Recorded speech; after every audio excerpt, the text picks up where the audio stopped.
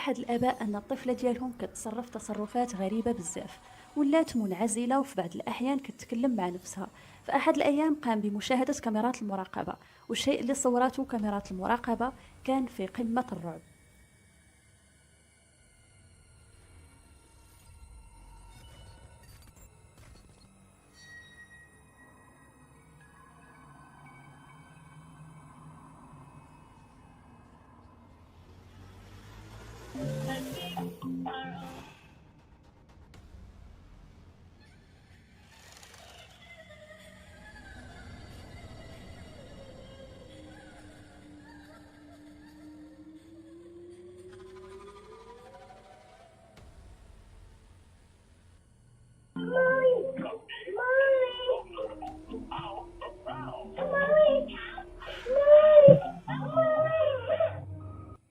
اشتعلت أحد الألعاب اللي كانت تحت السرير بوحدها. حاولت الطفلة إيقاف اللعبة أو لا حاولت تاخذها وتلعب بها، وهنا بان في التسجيلات أن شي واحد قام بسحبها للداخل، والطفلة بدات كتطلب المساعدة.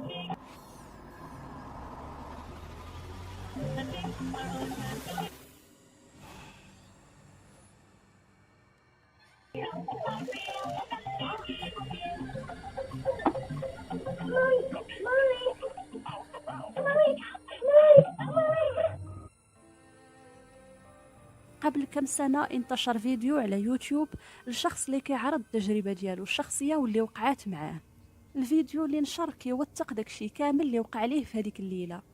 الفيديو كيخوف لدرجة كبيرة بزاف، لدرجة أنه صاحب هذا الفيديو بنفسه رجع وحذفه من اليوتيوب، لأن الهواجس والأفكار بقات تابعاه بزاف بعد ما قام بنشره.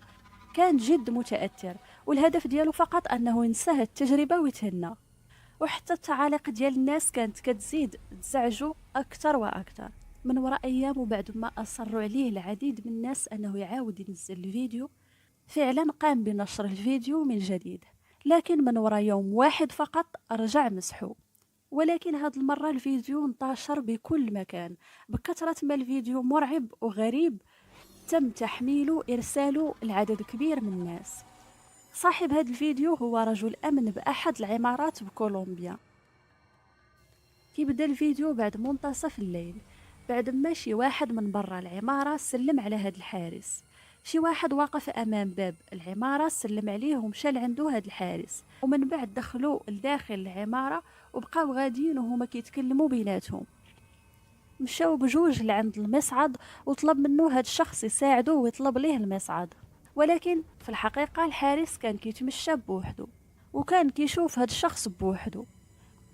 بعد لحظات تقطع الضوء بالعمارة كاملة، وبعد ما تقطع الضوء وحسب ما قال الحارس كان هاد الشخص ساكت، وهو بقى كيتكلم معاه عادي، لكن هاد الشخص كان ساكت تماما. واللي كيقشعر اكثر ويحبس الانفاس هو ان هاد الحارس قال ان هاد الشخص ما كانش رجل، وانما كانت مرأة كبيرة في السن، وبدات كتسولو على عنوان معين بهاد العمارة. وبعد ما تقطع الضوء المرأة سكتات، ما بقاش سمع صوتها نهائيا. وبعد ما اشتغل الكهرباء مرة أخرى شاف باللي هاد المرأة واقفة حداه.